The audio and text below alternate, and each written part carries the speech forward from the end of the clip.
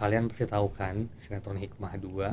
Siapa yang nggak tahu tokoh Eva di sinetron Hikmah 2? Kita semua pasti kangen kan dengan dia. Saya sih paling kangen untuk dia kembali ke layar film ataupun sinetron di MD definitely. Siapakah dia? Imelda Terin. Halo Hai. Sanjay, thank Finally, you for aku yang having me. thank you udah bisa datang ke sini jauh-jauh Sama-sama. meluncur. Iya dong. Dia kita mau bahas 3 hal ya. Apa nih Yang 3 pertama hal? pasti dunia hiburan dulu. Oke. Awal karir kamu gimana bisa ada di dunia film ataupun sinetron. Awalnya kan kamu model ya. Siapa yang nggak tahu dia sebagai model? Kita hangout bareng soalnya ya. Kita ketemu terus ya, Iya. ada di mana-mana ya. Terus dari kecil kamu kan juga sempat culture shock karena nggak bisa bahasa Indonesia. Kamu pindah dari luar. Mungkin kita akan bahas lebih dalam di situ. Sama yang terakhir keluarga. Keluarga. Tentang anak, tentang how you. Anak kedua kan? Anak 2. 2. Sekarang umur berapa? 9 sama mau 6 Nah, tahun. berarti kan banyak tuh pengalaman membimbing mereka dan agak lumayan kan? Agak pasti. lumayan double job. Kita start dengan dunia hiburan. Oke.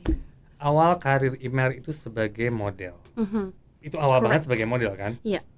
Gimana tuh Mel? Dari kamu awal bisa masuk ke dunia modeling? Awal tuh sebenarnya aku kecil tuh tomboy banget loh. Aku tuh nggak pernah kepikiran pengen jadi model gitu kan. Tembem terus nggak ada potongan. Agak tomboy banget.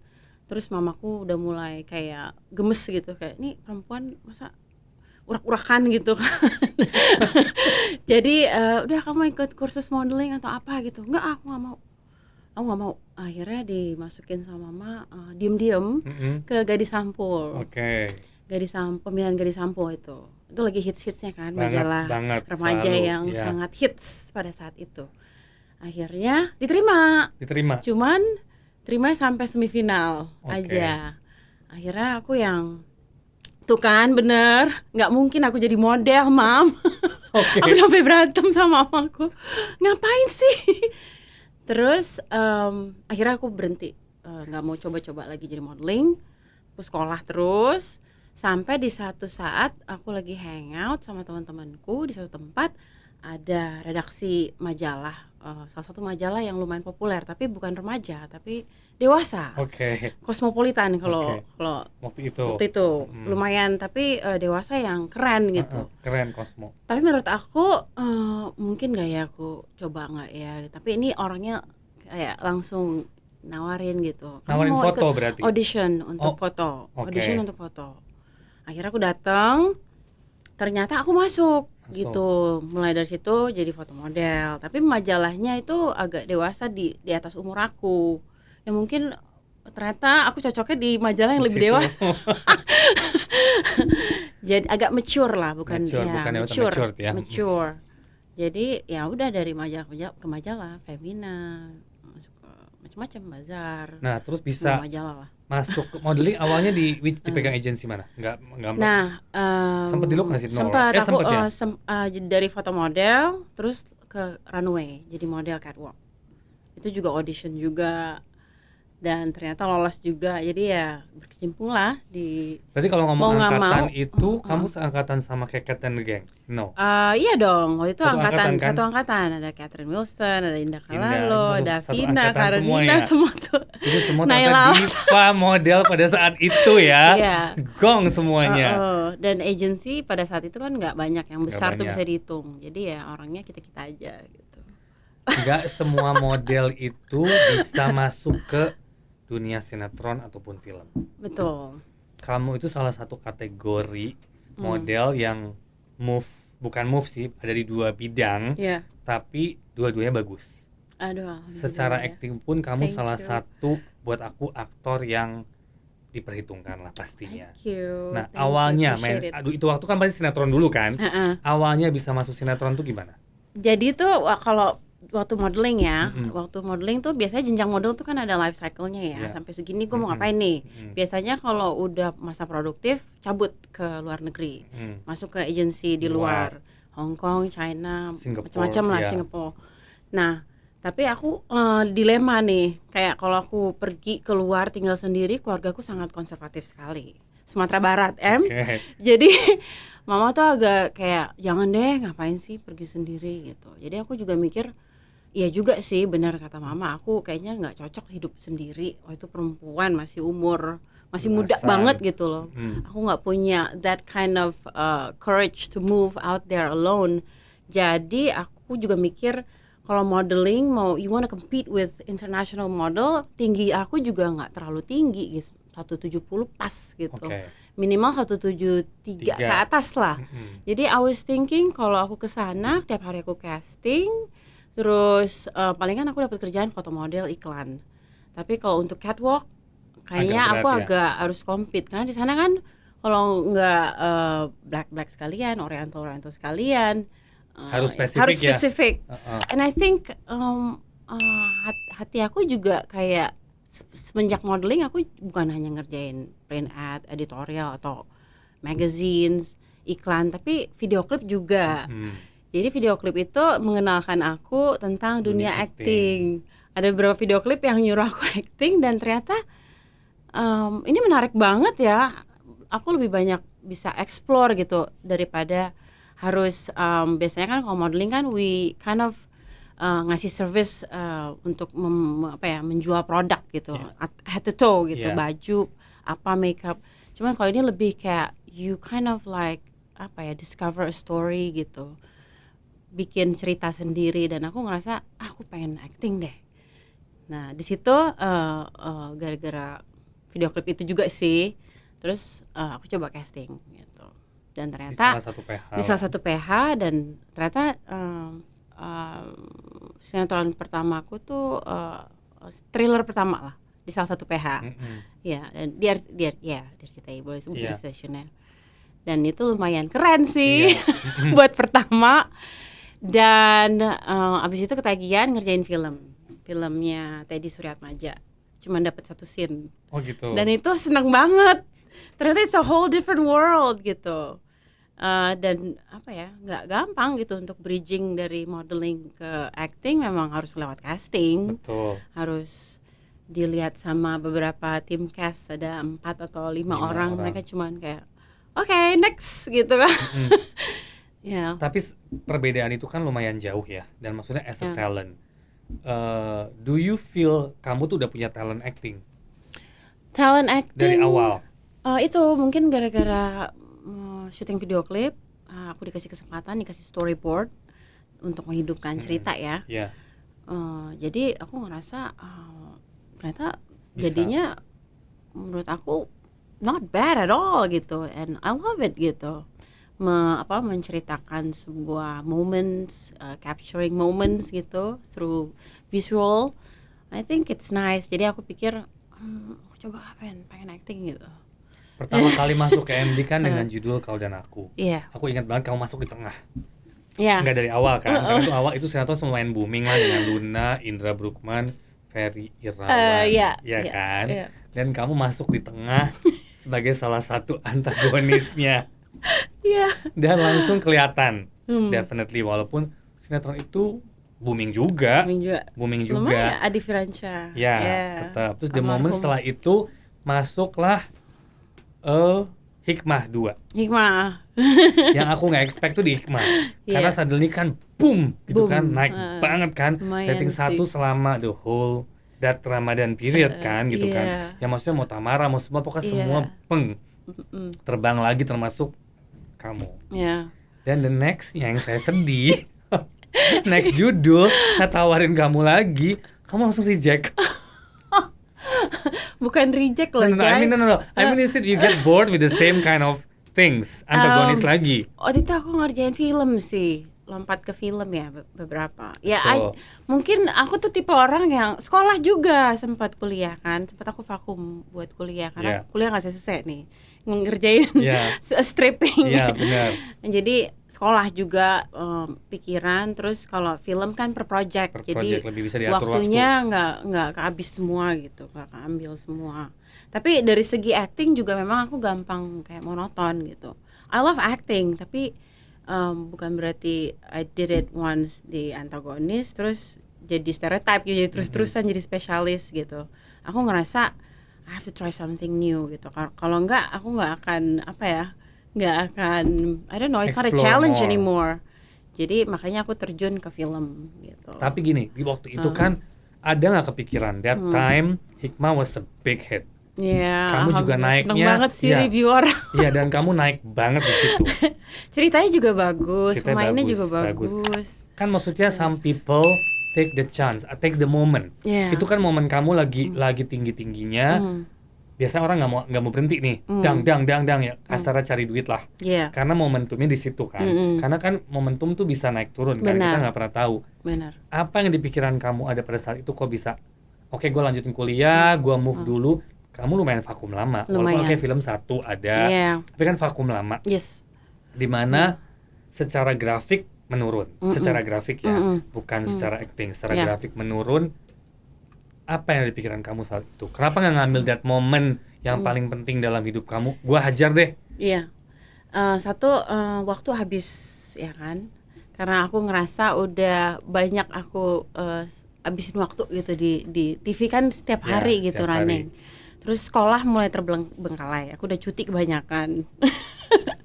Jadi that's my priority sih, aku harus nyelesain sekolah. Karena ya gimana pun juga tugasku sebagai anak emang harus nyelesain sekolah. Terus kedua, aku gak melihat itu sebagai penurunan. Tapi once I choose untuk pindah ke film, aku melihat sebuah kenaikan sih.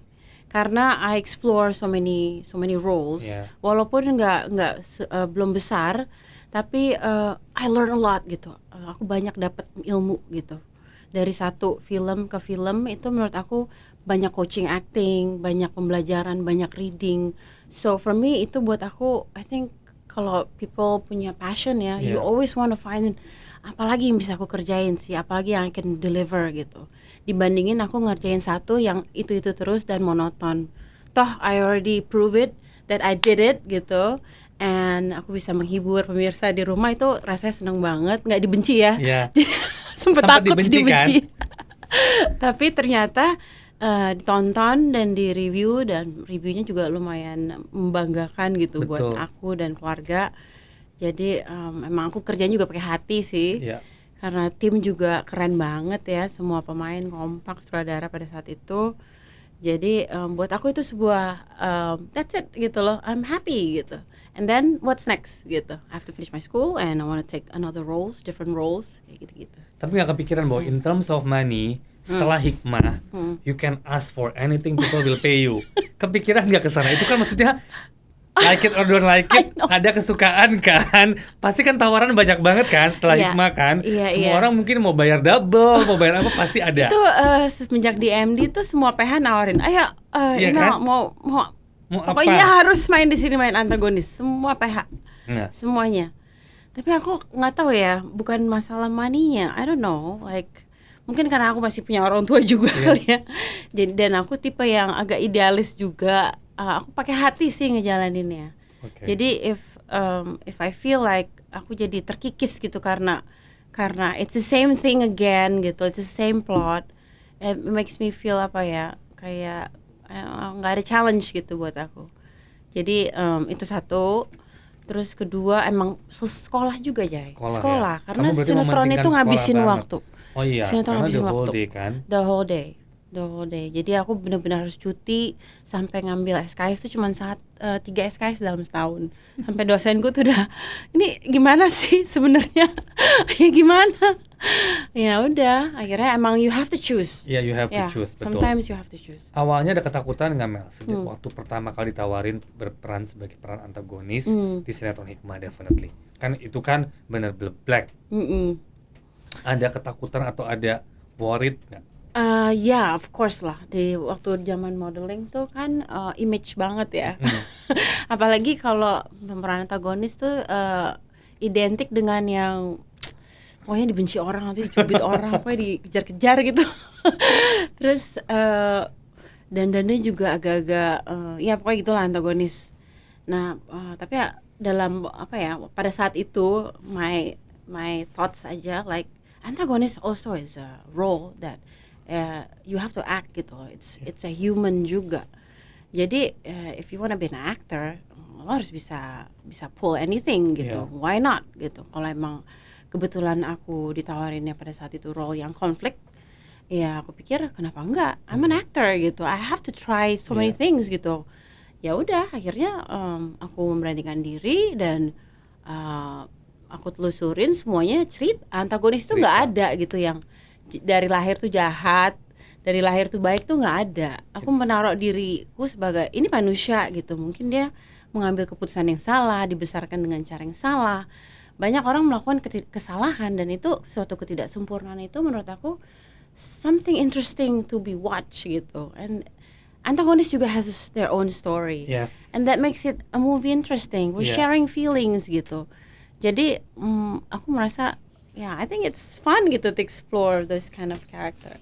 Why not? Iya sih, bener. Oke, berarti kalau ada antagonis lagi boleh ya? Antagonisnya kayak apa dulu? Oke, tetap. Next nih, ngomongin email awal dari kecil ya. Kamu kan ternyata sekolah di luar ya dari kecil ya? Kindergarten sampai SD sih, SD third grade lah. Itu ikut papa lagi ngambil Master of Science. Jadi sekolahnya belum selesai. Mau nggak mau mama papa kan kawinnya muda. Nah, jadi kamu pindah ke sini. Ada culture shock karena bahasa. Suddenly kan. Itu lumayan sih waktu kecil. Iya, masih kecil sekali karena namanya kecil kan apa aja yang nemplok ke kita pasti ya udah itu jadi bahasa sehari-hari. Even waktu aku pindah ke States nggak bisa bahasa Inggris, itu juga dibully abis. Tapi pas pulang malah nggak bisa bahasa Indonesia ke Bali. Karena mau pergi nggak pernah pulang. Nggak pernah pulang di sana, sekolah di sana selama I don't know like almost 3 years, I forgot juga ya. Lumayan lama. Tadinya mau terusin lagi papa, mau kerja di situ. Tapi ternyata papa di hire di Jakarta soal kerjaannya, jadi kita semua balik. Jadi ya waktu kecil aku ya mungkin bahasa agak-agak AIWO, terus mau masuk sekolah nggak diterima. Sekolah swasta itu kan biasanya mereka sangat bahasa kurang, gimana mau keep up with everything. Jadi ya udah struggle-nya itu sih, pindah sekolah, terus udah gitu aku agak gagap. Memang sampai sekarang kebawa sih agak gagap gitu karena ya bahasa Indonesia kan ada bahasa Indonesia kita kebagi dua ya, ada slang bahasa Indonesia sama bahasa baku. Jadi ya gitu deh. Susah. Tapi sekarang udah di Indonesia terus malah kebalik lagi. Malah kebalik lagi ya. Bahasa Inggris saya bingung ya. Cuman emang jadinya jadi kalau sama teman-teman tuh agak-agak kurang connected kadang-kadang, kayak ya kayak apa ya? Sering digencet ya. Gitu. Entah cara aku salah atau mimik aku salah atau mungkin aku jutek kali ya. Jadi ya banyak shock culture lah. Dia pindah-pindah sekolah terus. Ada pengalaman juga pernah dibully di Bronx ya, Amerika ya. Oh iya, sisi kecil. Trauma nggak, sedikit aja mungkin ada sisi trauma nggak di situ? Oh di sana juga dibully juga. Oh gitu. Karena kan mereka biasa nanya where you from gitu. I'm from Indonesia gitu. Where's Indonesia? Kalau dulu kan Indonesia belum se-hot sekarang. They know Bali more than Indonesia actually. You're Chinese. Oh iya. Jadi kamu ada Chinese-nya ya? No, Chinese enggak. Emang aku agak Oriental sih, tapi aku nggak ada Chinese. Nggak ada Chinese-nya? Aku Sumatera Barat. Cuma opa kayak ada turunan mungkin peranakan kali ya. I don't know. Jadi ya sekolah lumayan tuh didorong karena beda sendiri kali ya, minoritas. Tapi get by, lama-lama pelan-pelan sih blend juga. Balik ke Jakarta, malah dibully di Jakarta. Mau zaman ospek lah ya. Kalau dulu kan belum ada undang-undang bully ya. Belum ada. Jadi nggak ada CCTV sekolah. Jadi ya sasaran empuk kamu lah bisa bahasa Indonesia ya. Sasaran empuk kayaknya anak ngocol dari mana nih gitu, bahasa bilingual. Zaman dulu jadi agak sistem senioritas ya, kan. Kalau kamu tidak tunduk ke saya ya habis kamu. Jadi aku tuh yang Oke, udah.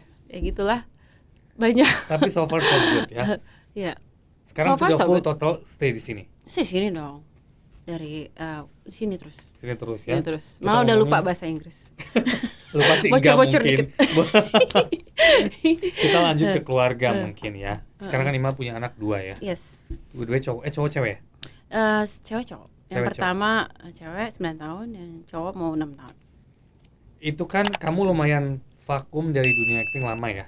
Pas labor ya, pas punya anak pertama ya. Itu berapa tahun tuh kira-kira jeda dari anak pertama kedua? Anak pertama aku lumayan ya, pas udah mulai isi aku udah sama sekali nggak kerja. Terus anakku umur 4 bulan ya, Imani 4 bulan, aku udah syuting film lagi sama Mbak Upi.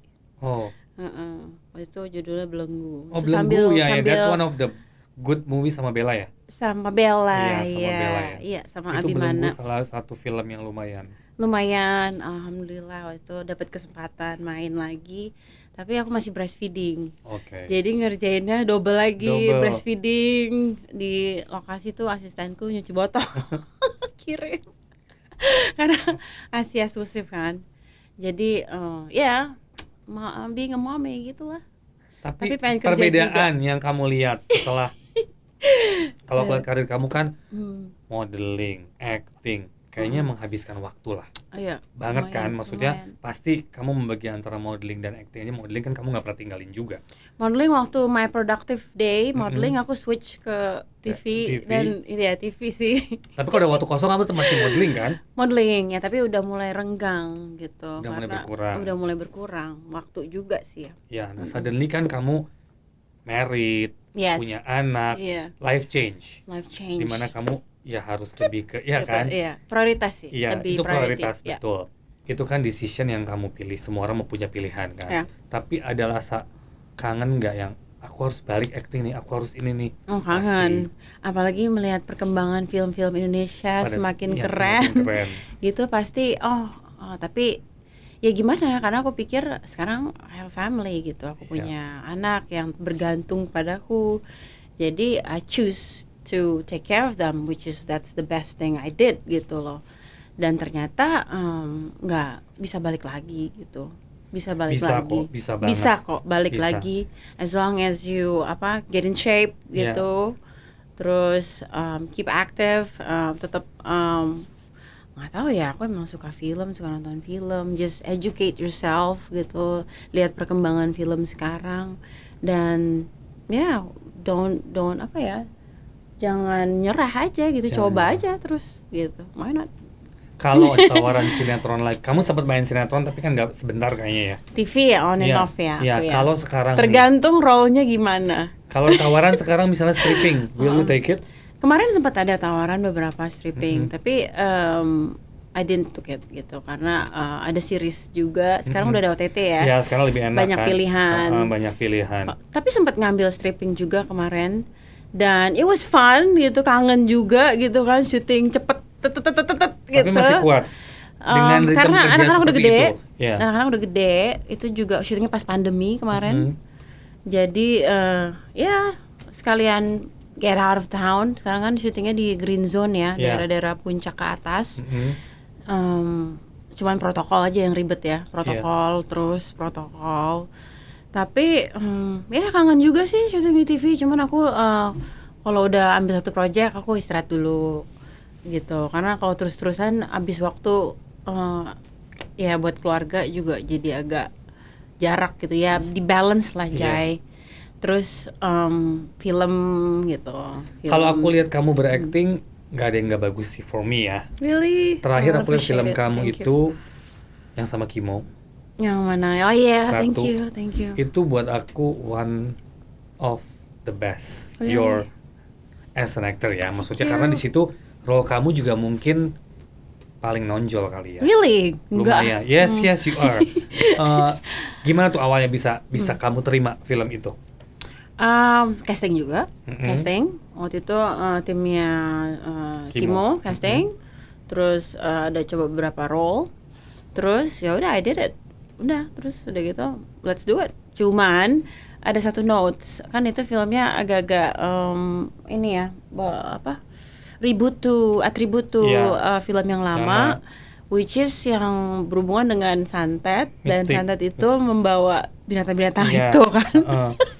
Aku cuma note sama sutradara, aku punya fobia sama kelabang kayak ular gitu kayak gitu aku nggak bisa. Jadi mungkin ya biar ada persiapan CGI atau apa gitu, biar di lokasi nggak kaget gitu. Jadi aku ngomongin aja. Ya itu aja sih. And they're okay with that. And they're okay, bisa di mix. Yang asli dan yang CGI. Cuman yang deket aku CGI. Jarak 1 meter lah aku bisa gitu. Kayak gitu-gitu. Itu yang agak perjuangan sih. ke depan nih, kira-kira role apa yang kalau dapat kamu tuh pengen apa sih ke depan? Ke depan. Yes, kalau ada peran yang dicari atau yang kamu merasa I haven't done this dan gue pengen banget ini. Itu apa? Kemarin sih aku baru ngerjain film untuk festival. Yang mengangkat isu-isu sosial, isu-isu yang apa ya di masyarakat tuh jarang dibahas, tabu, something that engage with audience gitu.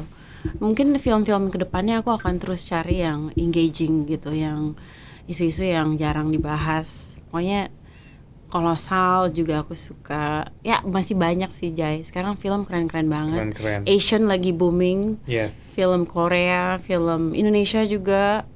Jadi aku akan buka terus sih kesempatan. Tapi kan dengan kondisi pandemi begini, kita kan agak berkurang di produksi film ya. Mungkin ya nggak semua, tapi dari segi kuantitinya mungkin sedikit. Karena kan kita juga bingung dengan keadaannya. How much stock you want to keep gitu kan. Karena kita bikin film berharap tayangnya di bioskop gitu kan.